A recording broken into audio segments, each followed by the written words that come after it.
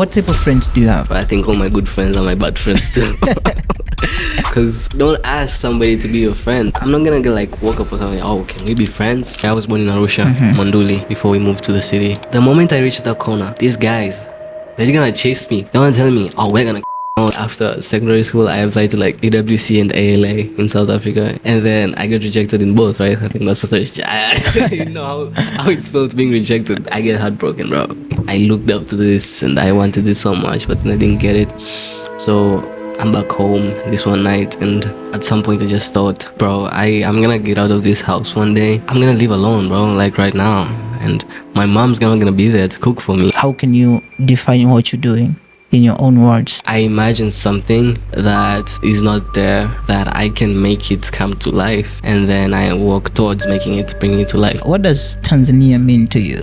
The culture is different, the food, the people, friends, the way people live. I mean, at some point, people are gonna be grudgy, but back in Tanzania, many films are always will be about love and romance, and we're not gonna evolve as a film industry. How many countries have you visited which you can compare their culture and identity? Yeah, I've visited 3 countries. There should be all of this a wide ground of skills that student could pick what they fell in love with, and then they just be trained in that area. Do you think young Tanzanians dream big enough compared to the countries you have visited? I think it's just how America has positioned itself. Everything is there. When we speak of film industry, tech industry, streaming, and everything is here. So when somebody in America dreams big, it's easier for him to get the spotlight. The Tanzanian dreaming big, there's this there's gonna be a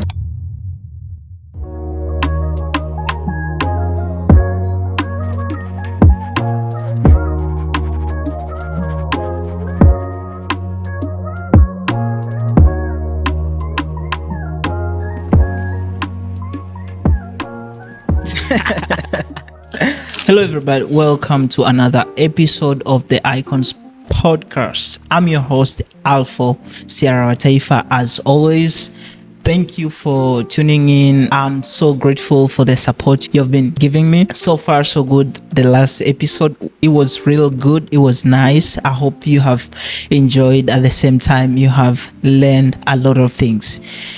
Today we've got a very special guest. I don't need to introduce him that very much because he's full package. He has got a lot of things. He's going to highlight on different things. By the way, my guest today, he's a filmmaker, videographer, content creator. Originally, he's from Tanzania and he's currently in the US doing his undergrad studies. At the same time, he's building his creative journey behind the camera and beyond it. So welcome to the Icons podcast. It's a pleasure being here. I've always dreamt of being in a podcast. And is this your first time being on a podcast? Yeah, bro. You see my work, so I'm grateful that you've invited me to this podcast. Oh yeah, and most of the creators, they may be having the experience of creating their own content at the same time making the videos for others, but it's so rare for them to be featured in these kind of things like podcasts. So feel free to share what you have, and we're gonna talk about different topics. It will be more of films and contents, as the Icons podcast is all about young people. So we'll be highlighting on different topics, social and economics. We'll talk about money as well. So today's conversation is not all about cameras, editing or making videos. We'll talk about the person behind the camera. We'll talk about the experience, real life experience, and everything that shaped you as you're growing up. So whether you're a creator or a student watching this, expect to hear a lot of things from my guest today. Jeff, welcome to the Icon podcast. Thank you. Which way goes better for you, Jeffkim or Jeff? Just Jeff? Bro, I get that question a lot. I think Jeff. Jeff is fine. Jeff is fine. How are you doing too. today? I'm doing good. You're doing good? Yeah. Oh, well, before getting into a serious conversation, let's start here. Do you watch movies? Yeah. Not a lot though. Not a lot. Which kind of movie do you prefer? I think I've fallen in love more with coming of age films and films that are about life generally. Like apart from the sci-fi stuff, Like more of adventures or not even adventures. I wouldn't call them normal, like not like Disney stuff, just like normal stuff that a human being goes through every day, yeah, so you're more into imagination movies, like the type of movies which people do design or create the imaginary characters. Yeah. Oh, well, Something like that, yeah. then if your life was a movie, what would the title be and why? Oh my god. let me okay. I'm gonna steal this from Christopher Nolan. The Odyssey. Oh, okay. Why that? I mean, life in general is like a journey from a point to another point. So, and the Odyssey means a journey. And okay, the Odyssey is about what's his name again? Okay, no, whatever. He's trying to get back home though. Like the main character. Is it right? Odysseus. Odysseus is getting home after going on a war and all that mythological Greek stuff. So I mean, I'd pick that though. I mean, I feel like it's a journey, from the journey. Considering your background as well, what are the lessons you've been learning throughout your journey? It's all about you, Like, I mean, you're gonna have everybody around you that's gonna help you do stuff, get somewhere, all that. But at the end, it's about you. I mean, you're like the main part of the story, You're the main character. Yeah, you're the main character. So, I mean, if anything bad's gonna happen, it's gonna happen to you. If anything good's gonna happen, it's gonna happen to you. Oh yeah, because no one cares about you. You are the one responsible for your own life or the things you're doing. Yeah. What's the complete random thing that makes you happy? On my side, I gotta be honest. There are things whenever I do them, I feel so much happy.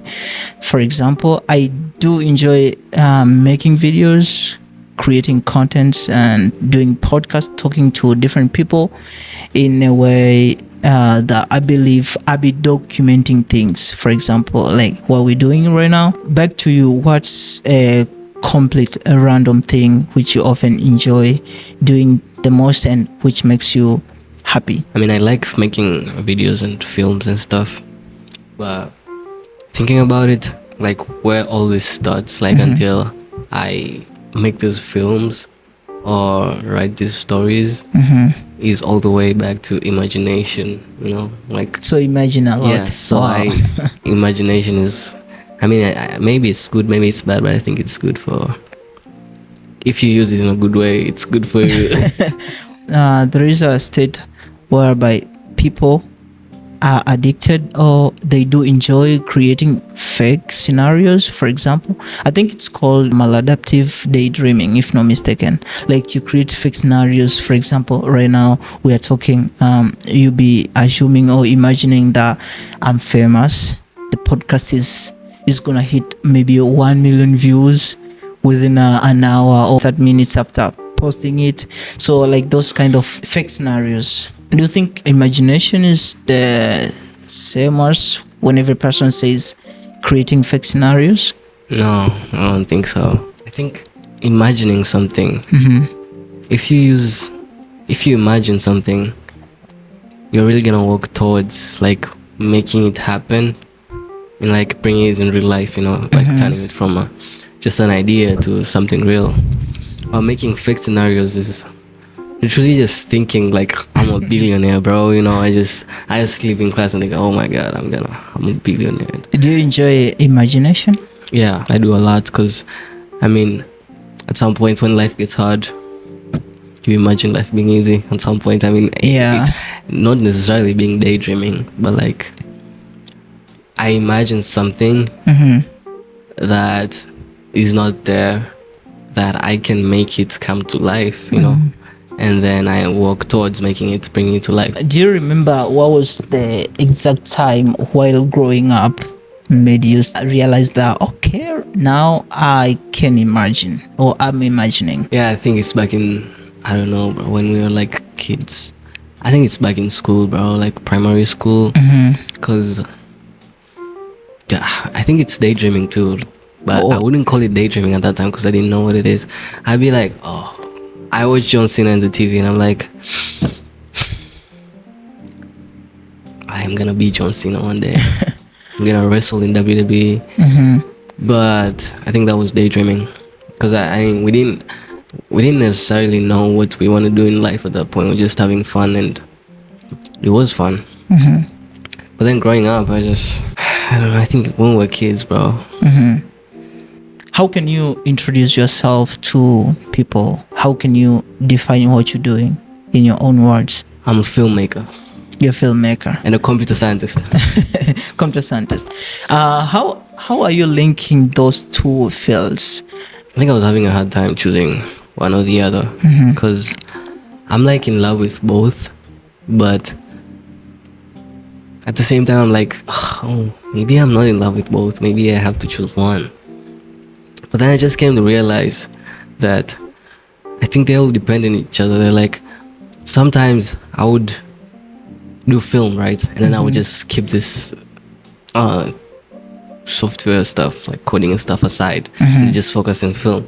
And sometimes after that, I just be burnt out, you know, I just be, I don't want to film anymore. Or, I mean, I want to film, but I just don't feel like it, you know? And then this is the other part where the coding stuff comes back and I'm like, oh, I enjoy coding now, you know? So I think it's, both of them are important in my life. Because, yeah, they alternate, you know. Once you feel like doing this, you don't feel like doing sorry for interruption. Which started first between computer science and film? Oh my god. Which started first between those two? Okay, I think computer science started first, but I didn't put my heart into it, like, you know, I just. Can you draw back when it started, like when you are in high school, middle school, or whatever? So I would take it as a class subject first. It was a class subject, so that's how I encountered with it first, right? But then I was literally like talking about stuff, you know, like, oh, I know this kind of technology. I read this on Google. I enjoy reading this and this and this and that. I mean, I didn't like study them or stuff, you know. Then film, on the other hand, the story of how I fell in love with filmmaking is kind of, is it weird? I wouldn't call it weird, but like, it was out of getting bored, I would say. So you were bored? Yeah, I was bored, and I was at home. I was from school, but like I just took like I faked my sickness so I can go home. If my teacher is watching this, I didn't fake it. Yeah, hope they're not watching. Yeah. But I faked my sickness so I can go home because I was homesick. That was in high school, right? It was in middle school. Oh. Yeah. And then I get home, right? So my mom brings me home, and then they go to work. So I'm home alone now because everybody's at work at that time. My friends aren't home or anything like that. And I'm with my phone and I'm like, bro, it's too sunny today. I'm like, I'm so bored, bro. What should I do?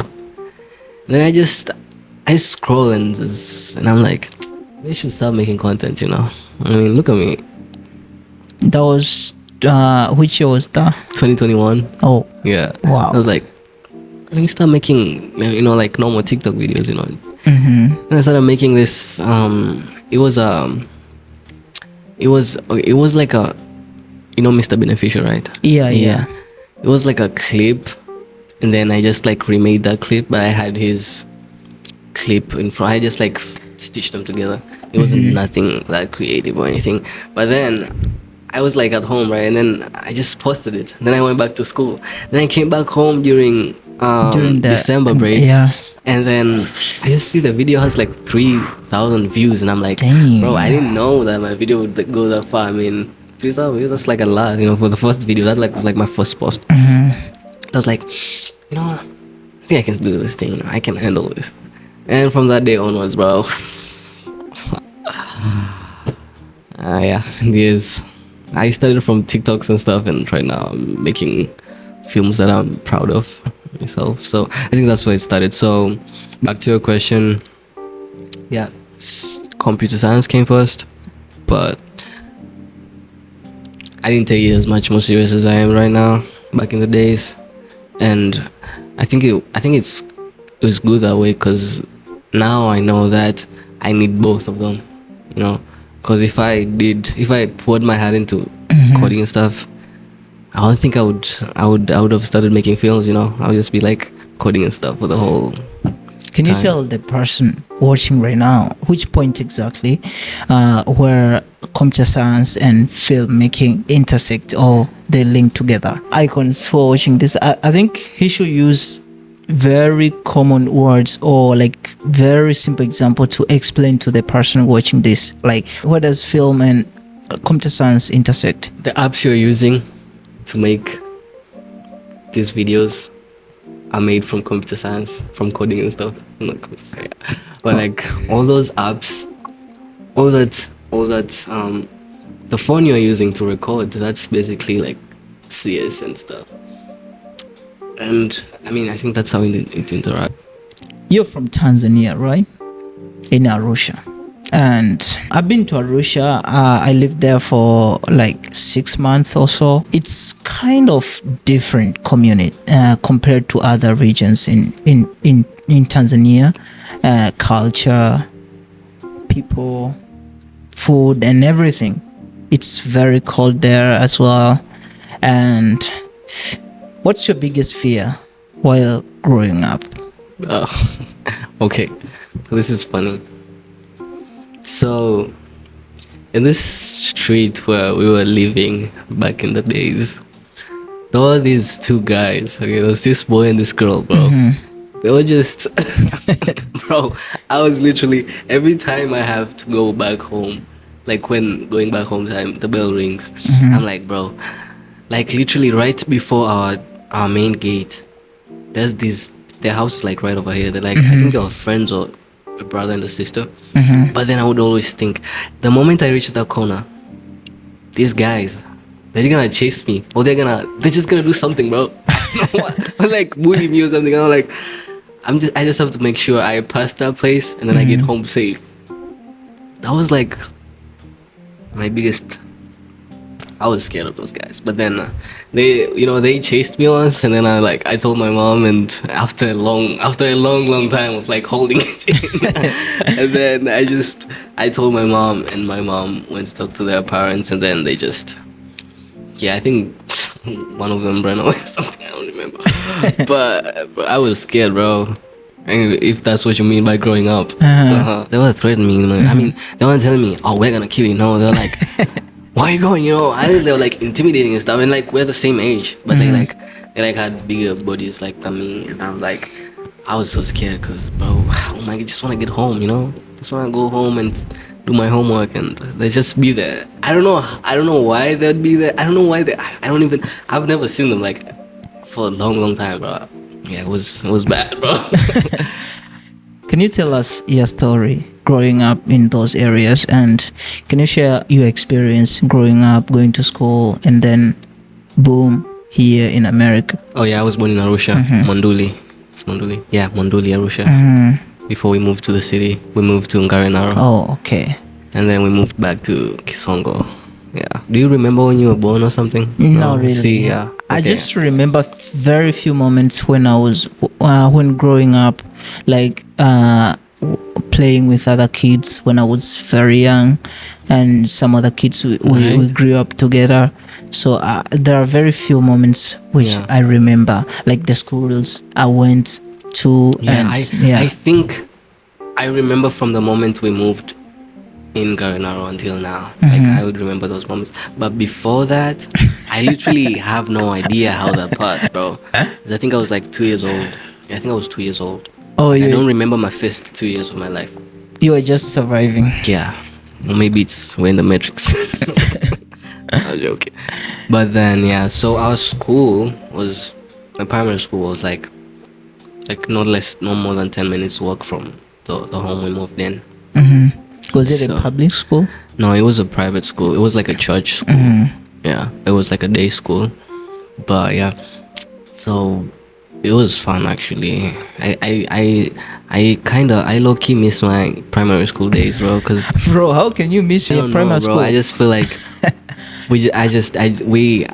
personally, I didn't have all this stress I have right now, and it was just fun, bro. I would just play with my friends, just hang out with friends. Right now, we are all scattered, bro, everywhere. When was your first time feeling the academic pressure? Secondary school. Secondary school. Yeah, to me, I gotta be honest. The first time feeling the real academic pressure, I think it was secondary school as well. Form 3. Form 3. Form 4, Form bro. 4 Because they'd be there, like, "Oh, you gotta get this certificate. If you don't, then all that stuff. you're lost. Your life is done and all that." Then that's why I was like, "Yeah, bro, I gotta." But looking back, I'm like, bro, You just go home to school, then Yeah. home, school, home, school. That was the very best experience I can Yeah. say. It's a 'cause, very good yeah, experience. the food. I know we just have we share food and all. We just not necessarily fight, but like you'd quarrel with friends, and all that stuff. We're all kids. Yeah, you're just enjoying the moments. Yeah, you'd have a crush on someone. Oh, were you crushing girls bro. when growing up? Was that real? Was it the real feelings? Like you have feelings on someone? Oh yeah, I kind of miss that feeling, to be honest, but but I never told any of these girls, bro. I never did, bro. But like, yeah, bro, if y'all know I crush on you, yo, bro. Okay, let's talk about life. The way I can define life, it's the composition. It's a composition of different microstructures. I'm trying to put some engineering terminologies. Okay. Life is a composition of different microstructures which come together to combine. Which whenever they combine together, they form life. There are different things we experience in life: disappointments, happy or fun moments, especially while growing up. That's why we say the icons live and learn. Like while you are living, the moments or the things you are facing in life is where you are learning as well. Have you ever felt like there are things which school didn't teach you, but your life forced you to learn? Yeah. What are those experiences? Okay. So, the school didn't teach me how to cook, bro. Really? But I remember bro. when growing up, we were taught how to cook some few stuff, even though, Oh my God. even though it was, I don't think if it was that realistic.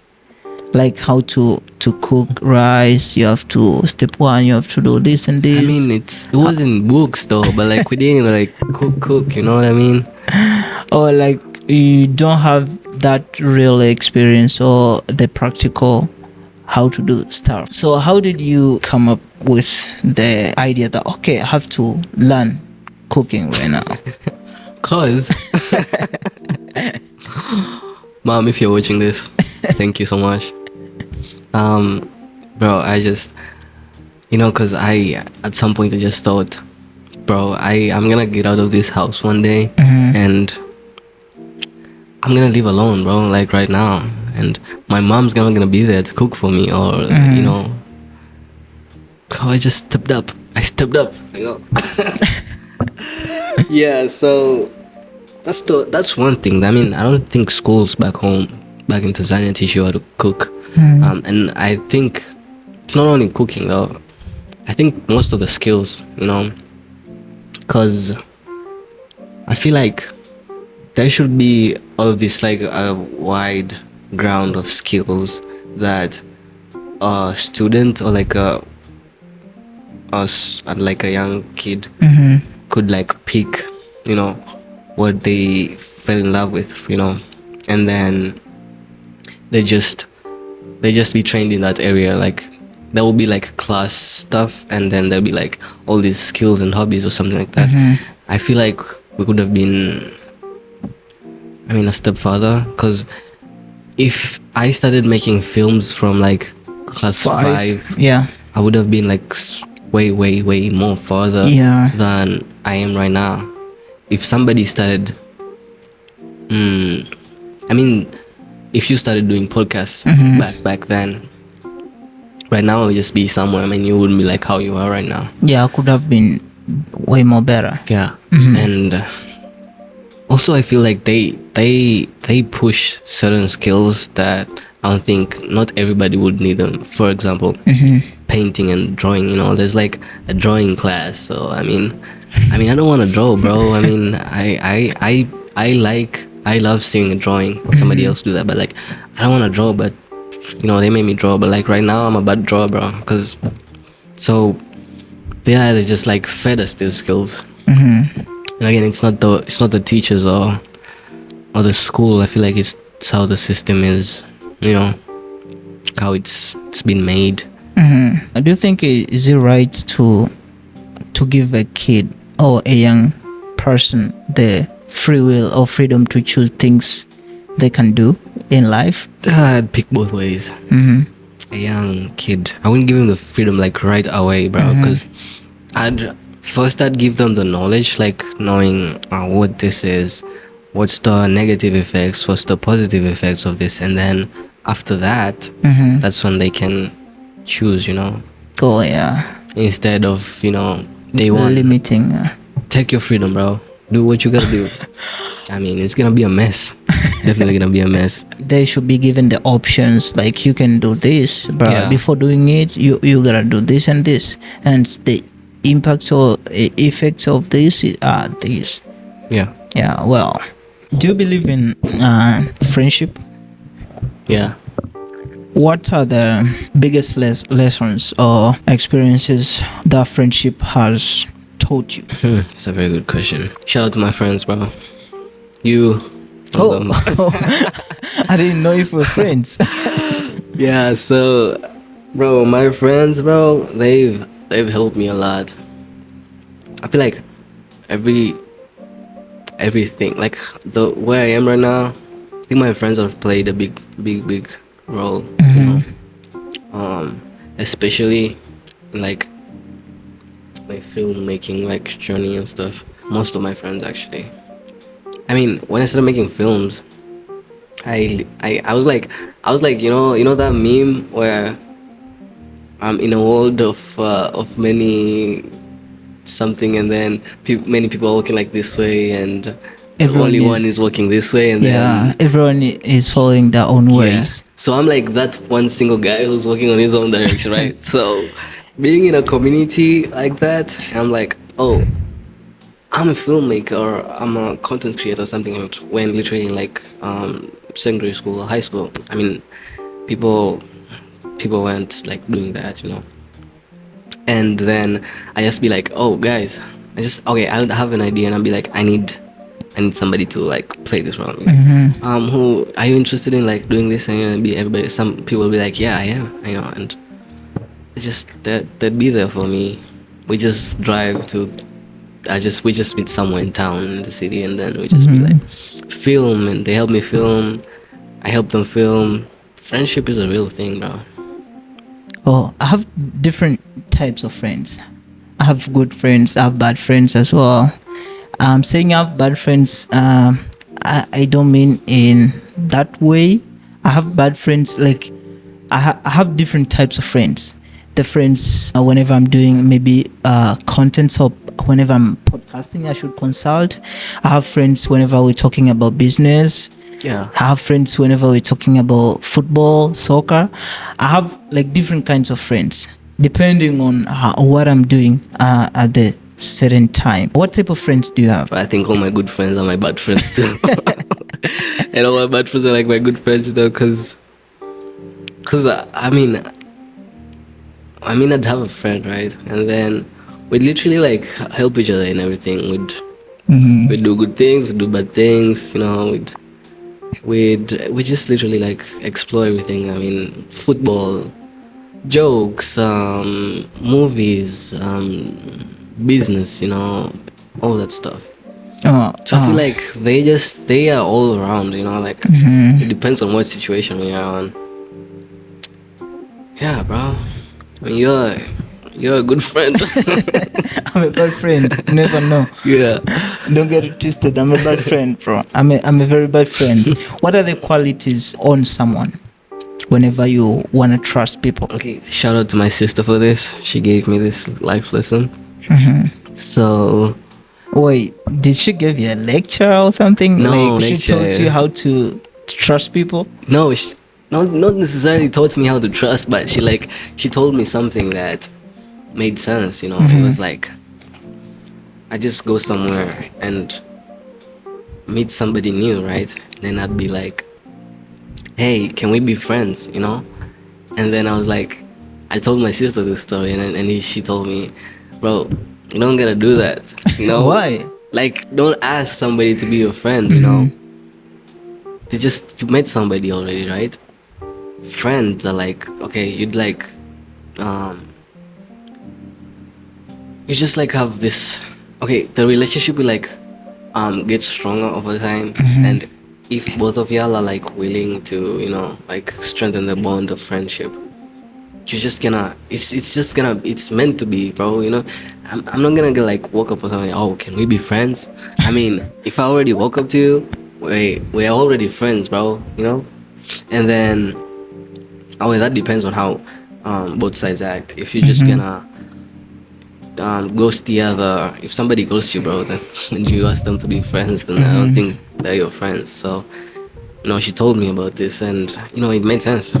Also, from what you have said, you mean friendship, it should come naturally. Yeah, I feel like it should come naturally instead of like forcing forcing something.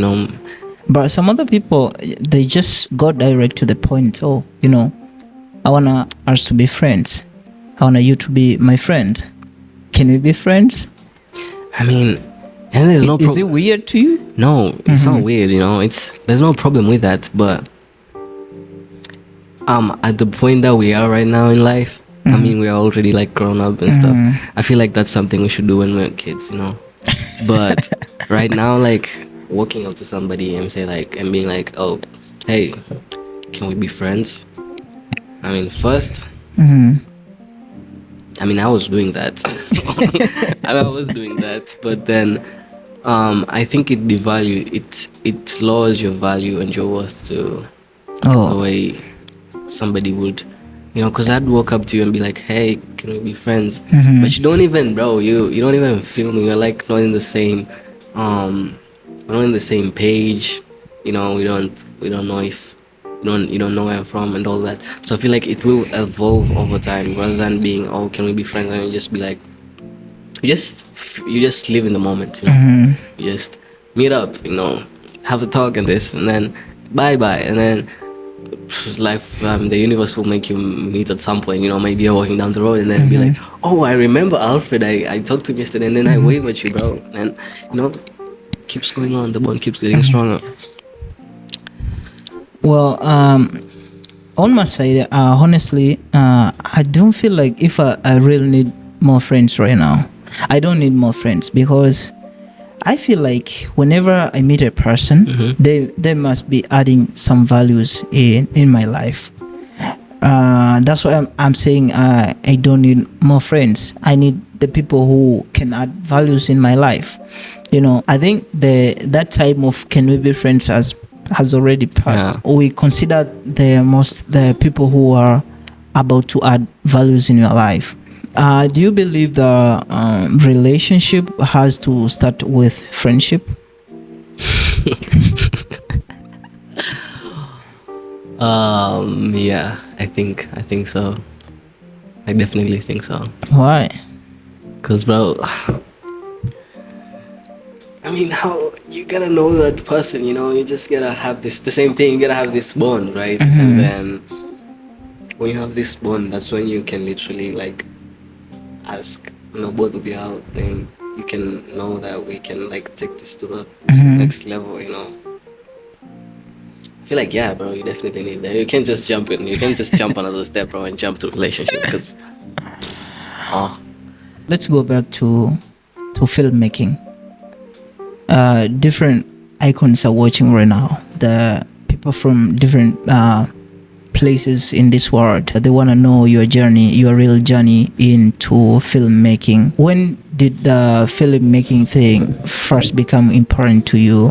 Why do you love filmmaking, and how did you start? Even though you have briefed us earlier that you started with just making a video and then the rest is history, can you detail us how it happened, how it started, and why do you love it the most? for me, bro, I feel like it's something I can do, and it could like be worth of my time. You know, I mean, sometimes it's boring, sometimes it's stressful, sometimes it's, you know, it's just, I feel It's like a full package. Yes, and like when I do it, I feel like I did something worth, you know, like worth my time on earth.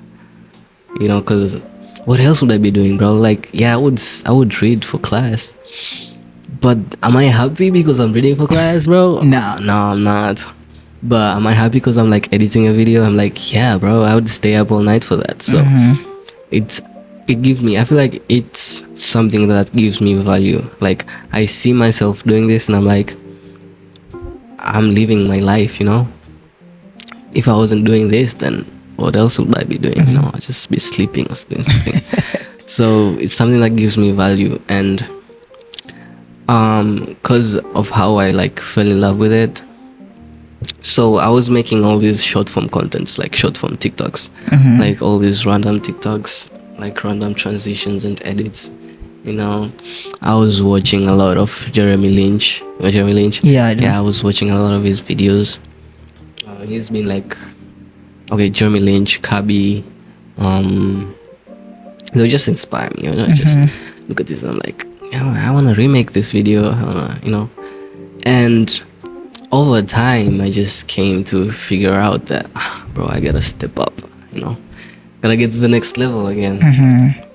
And then at this point, it was hard because I was using CapCut for editing, and you know how CapCut is. It's very simple. Yeah, it's very simple. It's very light. It's not Yeah, complicated. it's And not complicated. I had Adobe in my laptop. But every time I open Adobe, I just, oh, this is hard, bro. I can't do this. I just edit on my phone. And then this one day, something happens.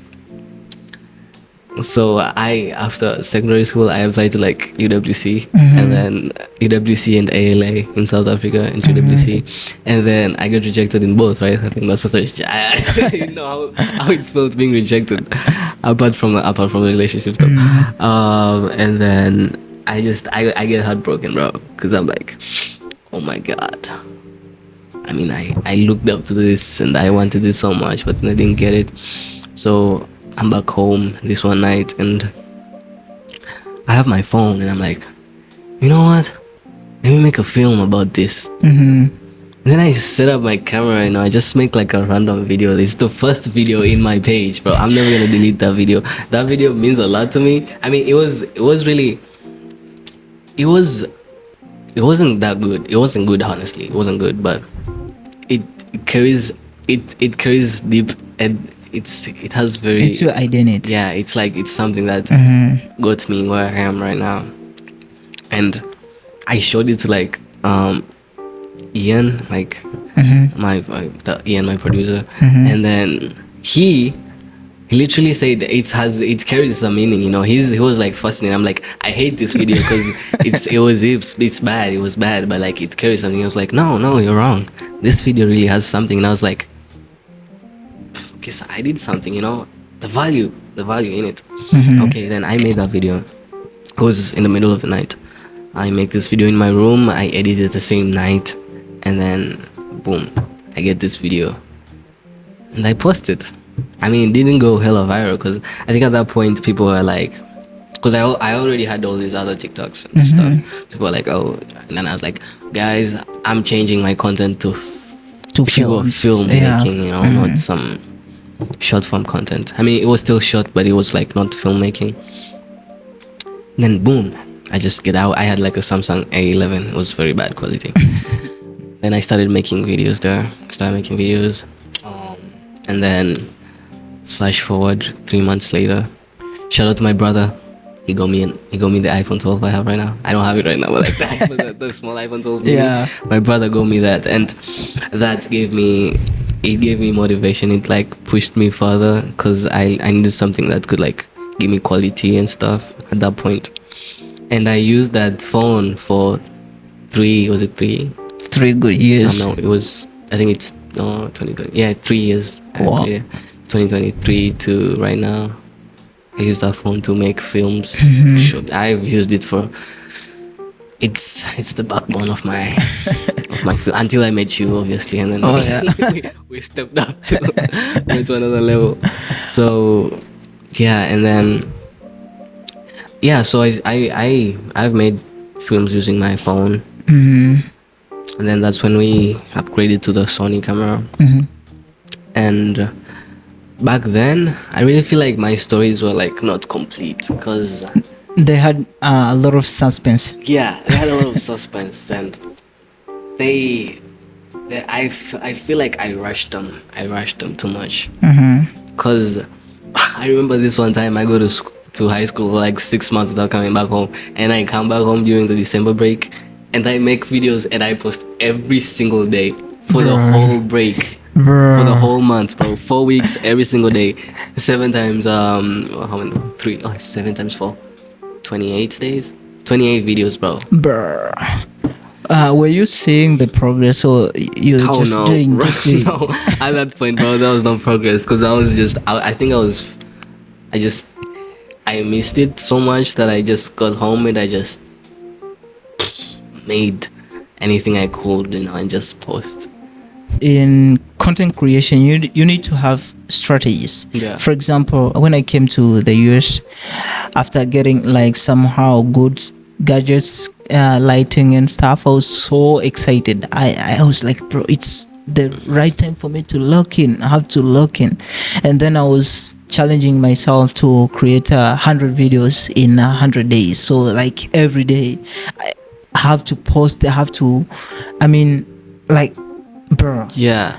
And that's the thing too. I don't think all this needs like a fixed system, I just feel like you should do you, bro. Because if you're just you should do you, bro. I don't think a system should tell you how to do some stuff. Yeah, you need strategies. You need to plan on how you're gonna create, on how you make things happen. Whenever you're doing films, what's your workflow? Which thing you consider the most, and which thing you start doing first before anything? Can you give us the workflow from the very good starting point till we see the videos on your socials? How I approach this? So I get this idea, okay? Imagination. I imagine something, I imagine a situation, and I'm like, oh yeah, you know what? I think this would look good. And then I just write the idea down, and just see how, I just like map it down first and then see how this can work. And then I just sit on my chair looking at the idea, and then I figure out, okay, I should do this, this, and this. And then, okay, so first I write the script. I have an idea, I have an outline of how I want to approach this, and I write the script. So if you've figured out my videos, my films they have no dialogue. They're just like visuals. They're just like actions and stuff. Because by the way, sorry for interruption. I was going through your social media. At first, you were talking. After getting a rejection from African Leadership Academy and UWC, you were like, you gotta move forward. What matters? I don't know. Things like that. You went on talking. Yeah, I think I talked for like 2-3 videos, and then I watched your YouTube channel. You were doing the same. I don't know what happened. What was the shift from talking videos to non-verbal videos, selling videos? Yeah, I think the thing is I didn't feel confident enough to like speak to my camera. I think that's something. But you do speak well. Honestly, I'm very terrible. I'm very terrible at talking. talking to the camera. That's why I need to practice a lot. Yeah. I need to practice a lot, and I have to do it more and more. I'm not that fluent while talking, but try. Because I do believe whenever I will keep on doing this, I will get better. Yeah, I think the same thing. I feel like I actually had the same idea, I think, as you right now. Like a podcast thingy. Like if you've seen my videos. I think before I got into filmmaking, I did that. I forgot about my YouTube, bro. But like I did this. I had this like it wasn't like a podcast, but like I would have myself talk about celebrities background and their stories, Yeah, it's kind of spotlight. Yeah, kind of. And then I just did like 2 episodes, bro, and then I just What's happened? I don't know, bro. I shelved it, bro, but it's somewhere, bro. I might bring it back, but not at this point. But yeah, it felt like it was more like a podcast, but like not with the yeah. And I didn't have the equipments we have right now. Oh, Yeah, I didn't have no lighting. We didn't have a camera. I didn't have a good phone, so I think that played a role too in like reaching the whole idea. and let's go back to the workflow. Okay, yeah. Then, so I write the script. I outline the idea. I just figure out how I want to treat it. Then I write the scripts down. I used to not write the script down. I used to jump to ideas, but like I felt having a script makes me more Confident or something? confident and what's the word? Familiarize like the script. What's the word for being straight? Okay, being arranged. Organized. Let's say organized, yeah. Organized. So it made me feel more organized actually, because I'd have the script, and then from the script I'd have my storyboard. I'd make the storyboard, and What's the storyboard? For the sake of the icons, what's the storyboard? A storyboard is like they're just like drawings of where you wanna place the camera angles and like how you wanna tell your story. So it's that simple. Icons. So you're visualizing your imagination. Yeah, you're visualizing your imagination. Wow. That's the perfect definition of a storyboard. You visualize your imagination. So you basically just like close your eyes. Like you think about, you imagine like, where am I gonna place the camera? How is he gonna react? How am I gonna react? You know, I just write something, I don't know. And then from the storyboard, that's where I go start filming. And then I film specifically with how I planned on the storyboard. Even if I get like a new idea of an angle, I just be like, no, that's not what I planned. I'm just gonna take this so you can save time, you know. So then I film. After filming, take it back to my laptop and my editing software. I use Adobe. So that's why I like plan. I use the storyboard and the clips I have to plan it like how I want it to be, and then that's when I put the edits, put the songs, put the color grading, and do all that stuff. And then I export it. I look at it a couple of times, obviously, so I can see if there are flaws or something that's not right. And yeah, sometimes the videos don't make it. You know, they don't make it to my page. Oh, sometimes you end up trashing them. Yeah, sometimes I end up trashing them due to many different reasons. Obviously, many factors play there. They might be outdated. And sometimes it just made me feel like, maybe I don't need this. You know, sometimes it's just like, oh, there's something I forgot to do. Maybe this scene is not like lined up perfectly. Oh yeah. Or maybe this idea is not complete. Oh yeah, something like that. And then yeah, post. Wait for people to like and comment and share. Wow. For some reason or specific time, have you ever wanted to quit? Oh yeah. I think everybody knows that story. Yeah, because I've seen a video. Yeah. You said I quit, and then boom, we saw you coming back. Yeah, bro. You know, I plan to like stay 1 year out of this. Bro, what kind of celibacy that? But like, you see, the thing was the same thing with college and CS, and I feel like at that time I think I fell out of love for it. Like I fell out of love for like a moment or two, and then I had classes and stuff and coding and stuff, and I was like, maybe it's time to put this aside. Maybe I'm not meant for this. I was just joking. But the plan actually after that was like to reset and have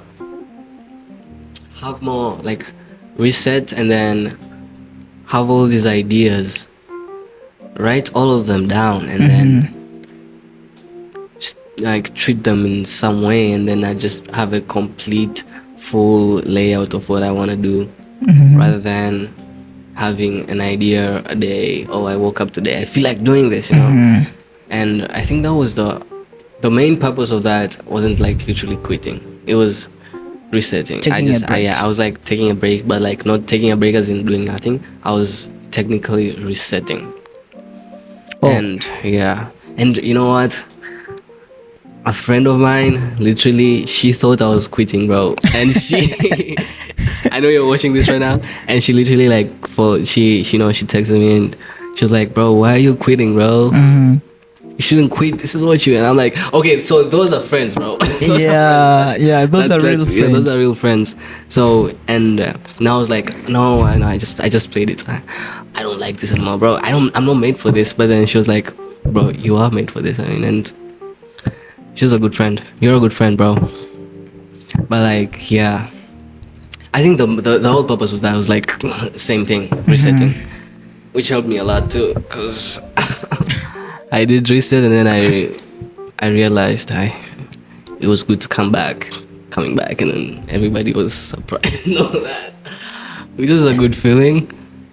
For the person watching right now, what piece of advice or suggestions you want to give for the people, especially young people who want to go into filmmaking and content creation? First of all, I think everybody's making back in Tanzania. Because personally, something that has inspired me was Hollywood, films from Hollywood. Back in Tanzania, many films are always will be about love and romance and and drama, and I don't think we're not gonna evolve as a film industry if we're just gonna talk about love and romance. I mean, we should talk about it, but we should talk about everything. We don't have to talk about one thing. We have different topics, we have different themes. topics, we have different themes. So I would literally say, if you're gonna step up, and like if you really want to be a filmmaker, you shouldn't write about love. That's one thing I'll say, bro. Don't write about love, bro. I wrote about love, romance and stuff, and yeah, it worked well. But I feel like if you're gonna write about love, it should be the last priority. You should make something. You should make a film about something else. Maybe love should be a part of it, but it shouldn't be the main thing. Cause coming up with creative ideas. Yeah, creative themes, challenging psychological stuff. Like, I think, did you watch the new film called Mwamwindi? Yeah, I did. Oh, yeah, bro, that film was good, bro. Yeah, that's good.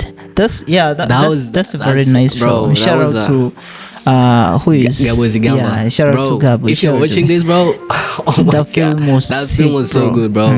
I was impressed. I am so impressed. I mean, I'm not like a big film guy, like I'm not up there, but like that film opened something in me too. It opened something in me, because I'm like, oh yeah, bro, like, there are stuff like this in our there's something country. like this in our country. Something happened. Yeah, I remember I was scrolling on my YouTube FYP, and then I saw it. I was like, okay, let me watch.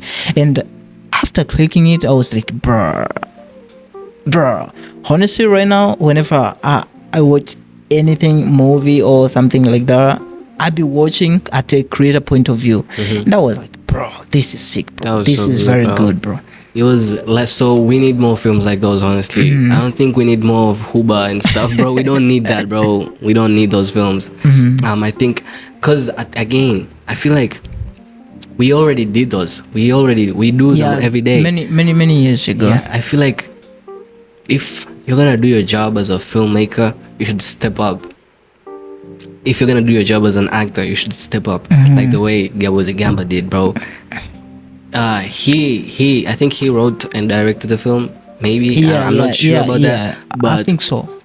if he did all this, it's his film production company too. Yeah. He acted. His acting was literally like the best I've seen since Steven Kanumba. I mean, he's a goat. Bro. He's a legend. Whoa. He has his place, but that acting was so good. I think it's Oscar deserving. It's like African Oscar. I even wonder why it didn't go to Netflix, because he said that he did it because he was competing for the Netflix. The Netflix were looking for films in Africa, and then I think it became 11th. Oh. Yeah. So it was almost, they were just taking 10 films out of 40. So See, if his film became 11th, bro, that means we have a lot of potential out there. Yeah, apart from absolutely. like Cuba stuff, bro. That stuff now. But that was a very good film because the history again, the relevance of the story. At some point, bro, if you like look at it in like the creator's eye, you see that the stuff happening in the film It's is different. the stuff that's happening right now. It's not like in one way or the other. You know, it's like it's like an indirect way of addressing a problem without getting yourself in trouble. Yeah. You know? Yeah. And he did his job. Mission complete, bro. We should give him his flowers. He Yeah. deserves Shout out it. to Gabs. Don't make romantic films anymore. We're tired of them, bro. If you're gonna make a romantic film, it's gonna be creative, very, very creative. Not the same drama films we see. And I think you should start. I think every creator says this. You should start with what you have. I started with the Samsung Galaxy 11. I didn't have any lights. I had to save up for lights.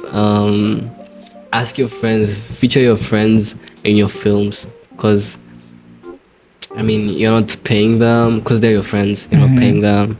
You're just asking. It's You're like you're asking for the favor. Yeah. It's a favor, their time. And most of them, trust me, would be happy to help you because they want the spotlight too at some point, you know? Yeah, that's very true. Yeah. They want to be featured. Yeah, they want to be featured. Yeah. And you never know, bro. It's going to take you somewhere, even if it's going to take time. Yeah, before going to the last part of our podcast, I would like to request for a subscription. Make sure you subscribe and keep in touch with the Icons podcast from Tether Africa. Yeah, Tether Africa stands for the Icons Digital Hub Africa. We want to enlighten Africa. We want to make sure everyone watching this is living the moment at the same time. They are learning. Before going to the last part of our podcast, I would like to talk about something very, very important. We have social media, mental health, self-doubt, and growth. At some point, have you ever felt a sense like, bro, I'm burning out, I'm done with social media, I'm tired? And then you get some confidence to keep on doing your stuff. What does confidence mean to you, and how the social media thing affects your confidence towards creating or anything you're doing? Yeah, I think social media depends on the way you're using it for. I feel like it wastes much more of my time, you know. Doom scrolling. Yeah. But at the same time, I feel like I need it so I can like generate more ideas, get more inspiration, which is good. It's really good because you get inspired. Oh yeah, absolutely. I get inspired by a lot of creators to like create my own films, learn new tricks, new camera tricks, you know, and all that. But at the same time, it just, the doom scrolling thing is just it's just so bad, and I don't think we can stop. I'm a victim of that, bro. I'm a victim of doom scrolling, but I'm not gonna lament and say, oh my god, because I'm literally, I know what I'm doing, and I know it's bad, but I still do it either way. So I think it depends on how you use it too, because again, I don't think everybody uses social media right now. Not everybody does. You can too. We tried actually. We tried and we tried we did deactivate our Instagram for like a week, I think. We did. But I end up making it to 6. Yeah, it was 6 out of 7. Yeah, I made it to 7 though. Oh damn, bro. Everybody was like sending me reels like, bro, where's this guy's account? And then follow me in my inbox and be like, Jeff, what happened to your account? And be like, oh my god, Instagram blocked me, bro. They deleted my account. But yeah, I was just I was inspired by you. That's why I got into the challenge. But I made it to 7 days out of 7 without using Instagram. But then I used TikTok. So you just switch it from Instagram to TikTok. I mean, on a regular week, I'd use both. I mean, isn't it good? Oh yeah, so you reduced the screen time a bit. A bit though, not too much. I star in my own films. I write films that that reflect me, that reflect you, that reflect anybody, And cause I don't have a budget to hire someone to act, I play all the roles. I direct, I write, I edit, I act. You're everything. Yeah, I'm everything. So I think that gives me the confidence, in life, in one way or the other, of doing all these things. Because in a normal film set, everybody has his role, right? But I star in my own films. I write them, I direct them, I write the roles specifically to me. Sometimes I don't write them specifically to me, so I just gotta put in the acting work. And I think the crucial part of it all is after making this and you're editing it and you're seeing yourself on the screen, you're like, yeah, oh, this is good. Let me post it. Posting it is it's confidence too, it's like this level of confidence, definitely. Like posting yourself in social media, knowing that embarrassing yourself, knowing sometimes. that you did something funny or you did something embarrassing in the video, or at the same time knowing that somebody in social media can steal your identity. That's very true. People can impersonate you. Impersonating you and all that. I think that gives you this amount of confidence, at some point, it does. Makes me more confident. I think something that I should work on is the same thing we're doing right now, talking. Definitely. Yeah, I feel like I should work on that more and add dialogue. I think that will make me more confident. Oh yeah. Yeah. Okay, we're into the last part, where we talk about success, money, and future and culture identity as well. Has your definition of success changed as you are growing up? Yeah. How? I measured, recently I measured success and getting recognized by people. And then at the point that I wanted that, I didn't get that. People never, I didn't get recognized. And then I just figured out there's no point of all this. You don't have to be good at something.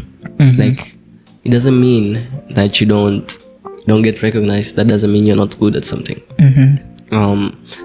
So this applies to everything. I don't feel like a musician who doesn't have a Grammy,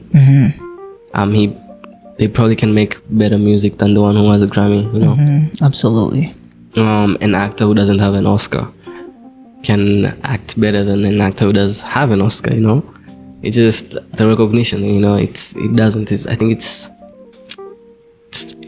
not a factor that should define your success, which I thought it would. But then I just feel like it reached the point I was like, nah, it's not what since it's not something I should be focused on. I should be focusing on. I should be focused on making my craft better. And then all this will just come. I don't want some recognition to define who I am. And from there, I can add another question. What's something people chase it's not worth it at all? it's not worth it chasing? In what context though? Like in I mean, any any context, context. just any. In my opinion, I'd say, I know you'd say no to this too. I mean, I feel like money. It's just Bro, is money not worth it? No, I mean it's worth it, but like it depends on the way you chase it. For instance, I'd say But money brings freedom. I know, but like in some other way, okay, money or views or anything like that. So I'd literally like walk around my town and be like, find every business and be like, I make films, can I make you guys an ad, you know? And because I need money to like, you know, survive and stuff. And they just say no, bro. They'll be like, no, we don't want to do that. I mean, I'm like, I know I can bring something to the table that's different from what you're doing right now, but they still be like, no. I'm like, you know, I used to like, I just needed the money, and then this is making, something that hurt me the most, bro. Let me tell you this story. I made a Vodacom ad with my friend, and you know, at first it was like a normal idea, and then my friend was like, bro, he was like, bro, we should take this to like Vodacom, bro, it's very good. I was like, nah, they're not gonna do anything. She's like, bro, we should at least try. And then we did try, you know. So I just DM Vodacom the message, you know. I just asked my mom if you have a friend working in Vodacom, and I'm like, yeah, I do. Then I get disappointment, bro, and I'm like, I'm so happy I'm gonna get my first gig, you know. And then I just get there, and then I talk to this lady, and she asked me these questions, and she's like, I was like, yeah, I made this video. It's like, oh, it's good, you know. Everybody's gonna say it's good, bro. Everybody's gonna say it's good. I mean, yeah, it was good though. It's good. So I'm like, okay, so what should we do? What's the next step? And she's like, can I have your phone number?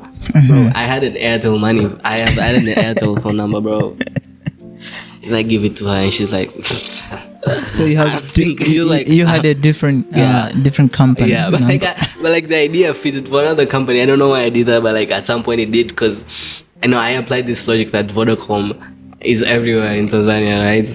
And then I had an Airtel number. I wasn't choosing Vodacom, obviously. But then I give her my number, and she's like, good luck. I don't think that she used they, but I don't think she even took the message to like the high boss. And then they never reached out, bro. At that point, bro, I was like, I'm not making videos for like business and stuff. I'm just gonna stick to making your own content. My own creativity, what defines me. You're from Tanzania, Arusha, Kisongo, Garinaro, I don't know. What does Tanzania mean to you? Yeah, Tanzania is my home, bro. I love the country. The culture is different, the food, the people, you know, friends, the way people live. I mean, at some point, yeah, people are gonna be grudgy, but like, I think it's beautiful in its own way, you know. Maybe it's because I'm used to it that way. That's why I feel like it's a good thing. Maybe other countries do have it, but apart from the beautiful of it, you know, the beauty of it, the national parks, the environment, nature, and everything, I just feel like the people there are just amazing. Yeah, the people are amazing. How many countries have you visited which you can compare their culture and identity? Yeah, I've visited 3 countries. I mean, if we put Tanzania in it. Yeah. So, Tanzania, Norway, and the States. Okay, the culture. Which one would I rank the best? I'd definitely put Norway, bro.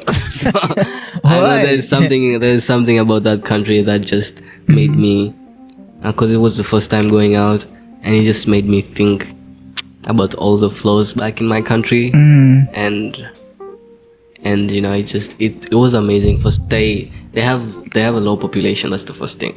Oh yeah. And the living quality, like the life quality, is so good. The people are just so good too, you know. But in its own unique way, it just feels like a complete, perfect country to me. So far. What's something about Tanzanian culture you're proud of and you love the most about your country, Tanzania? There's a lot of things, bro. I like the fact that there are different tribes, you know, but like we all coexist. You know what I mean? I mean, Like they exist. The tribes exist, but we are like we don't care about what tribe you are. You know, we are all in one space. You know, I think that's something that Nyerere did well. Like did a good job on that. So yeah, the tribes are unique in its own way in Tanzania, and the way we just live. America is everything in one place. It's every country in one place. Which again, I think, I think it's. What do you mean by saying it's everything in one place? But like it's, you see how Norway's like have grouped it like in its own way, and like how Tanzania Like it's is in its own way. independent. It's very specific. Yeah. America is it's beautiful in its full own way. package. It's full packed, and I think that's something that makes it good. I think for me, I think that's something that makes it good. Apart from what makes it, whatever people think it makes it bad, I don't think it's bad. I think it's like the same thing. It's like a complete country, but it's not perfect. It's perfect and imperfect at the same time. But like, it depends on how you view it. I view it in a good way. I think it's a good country. It's, Oh yeah, it has that. Bro. it is. Everybody is here. Like everyone from like countries, you know, cultures, all the cultures. You'll find all the cultures here. Tanzanian cultures, Norway cultures. That's very true. And that's the beauty of it. Do you think young Tanzanians dream big enough compared to the countries you have visited? I think they do dream big enough, but it's hard for them to make it out because the country's not in like a large spotlight as how. Is it the system? They established the system within the country limiting people to be whatever they want to be in their lives. That might play a role too, but I think it's just how America has positioned itself over the years. Like everything is there. When we speak of a film industry, the tech industry, streaming, and you know, everybody who streams, you know, like everything is here. You know, everything is in America. So when somebody in America dreams big, it's easier for him to get the spotlight because he's in America. You know, they're in America. The Tanzanian dreaming big. First of all, I think there's like this. There's gonna be a bubble. You know, they're just gonna think they're just gonna dream big of being big in the country. You know,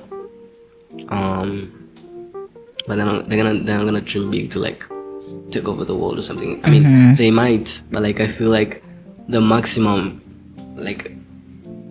a successful person in Tanzania can like dream of, like a normal guy dreaming big. For them, it's, for us specifically, it's being in a bigger stage in the country. You know, being a spotlight in the country.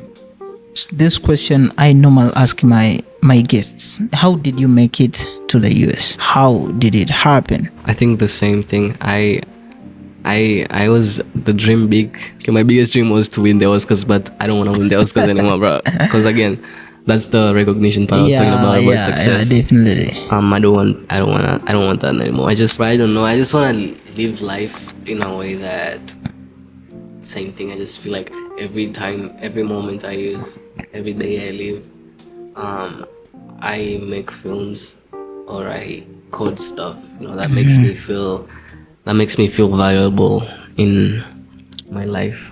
You know, I think that's like my dream big. You know, just live somewhere, like get old, retire, and have a family. But like, yeah. But yeah, my coming to America wasn't easy. I mean, it's never easy for anyone who has come here.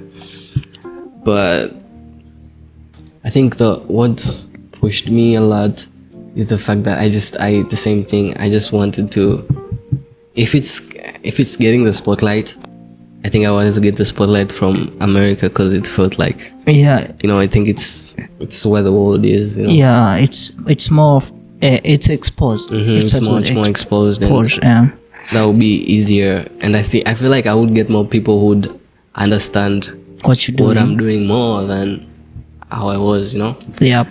which is true, definitely true. So yeah, I've been through so much rejections, bro.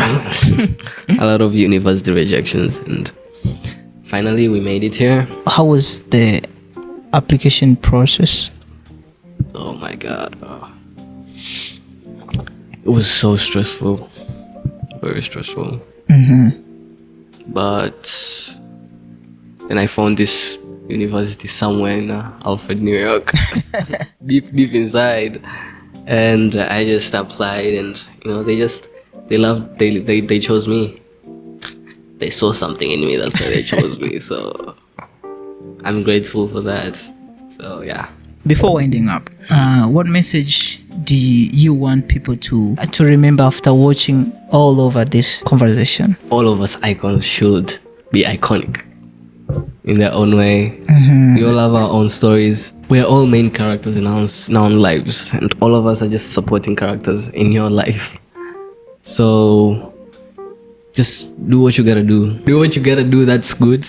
That's gonna get you somewhere you wanna be in life. Cause we live once. Yeah, we only live once. And who knows, I mean, maybe we live twice. 10 times, but we don't know, bro, what happens next. But if we're in the next life, bro, at least just gotta remember this message, bro. I told you. Thank you so much for watching from the very good start until now. I just want to make sure you have subscribed our YouTube channel for more contents and more episodes like this. As I've been always saying, bro, this is the year of building, and all I can say is I'm on fire. See you on the next one. Thank you so much. We love you.